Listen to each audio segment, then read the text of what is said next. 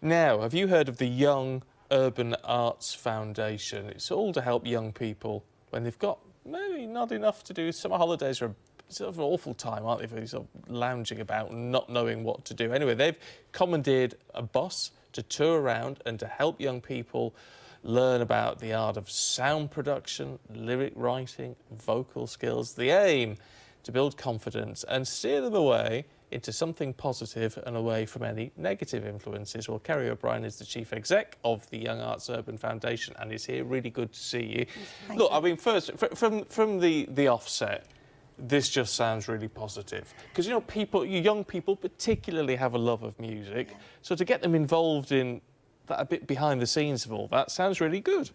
Well, it's great. I mean, music is very relative to young people. I think to everyone, if I'm honest, but specifically young people. We use our single-decker bus to go into hard-to-reach communities where there's little or nothing for young people to engage in. And the summer holidays and after school is when young people are most at risk of they're most vulnerable and they're most at risk of being groomed by gangs and being influenced into not so good positive, not so positive activities. What about those people that would say, you know, there does seem to be some gang culture within some music? How do you sort of differentiate between the two? So the music is a very positive influence and take it away from that sort of gang culture? Well, if you don't mind, I'd like to separate this whole conversation because what we do is we don't encourage any of that on our music bus. Our rap workshops are called positive rap workshops, and we encourage young people to change their perception of how they're writing their lyrics on our bus. We've got a vocal booth on the bus as well, so lots of young people from many estates come on and they record their lyrics. We don't really engage in that conversation. This is more about keeping them safe, keeping them inspired, raising their aspirations, and getting them into progression routes and signposting so they can progress in their lives. So what exactly can they get involved with? Because the bus is touring, so what can they actually do when they board the bus? And what sort of results have you seen with young people? So a couple of questions there. So our bus, at the moment, we're out all year round. We currently have a music production suite in there, which has got 9 Apple Macs inside the bus.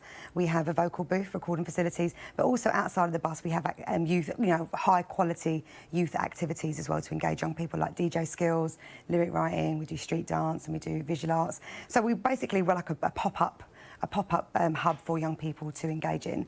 In terms of the sorts of results, I can give you a really great example actually of someone that came onto the bus when he was 14. His background didn't really have much direction, you know, was suffering with some mental health conditions, came on the bus, learned how to rap in like 10 minutes, performed, followed us around for a few months, and then he was then headhunted via working with us by a company and then got into full-time employment from that, and he's now actually a trustee on our board as well. So just a really great example of how a bus can rock up and how it can change lives. I mean, that's a nice thing, because obviously not everyone's going to be able to sort of have a career in music or whatever after this, but if it gives them just a pointer into something positive, then it could lead on to all sorts of opportunities, presumably. Well, I've got to say a massive thank you to the Sony Music UK. They're partnering with us this summer. Before the summer holidays, we were struggling with funding, and they helped us to make sure the bus was out there keeping young people safe 5 days a week over the whole summer holidays. And part of that partnership is we're bringing in artists from all the different Sony labels that are coming in to inspire and aspire the young people that we're working with as well. It's been really, really great experience for them so far.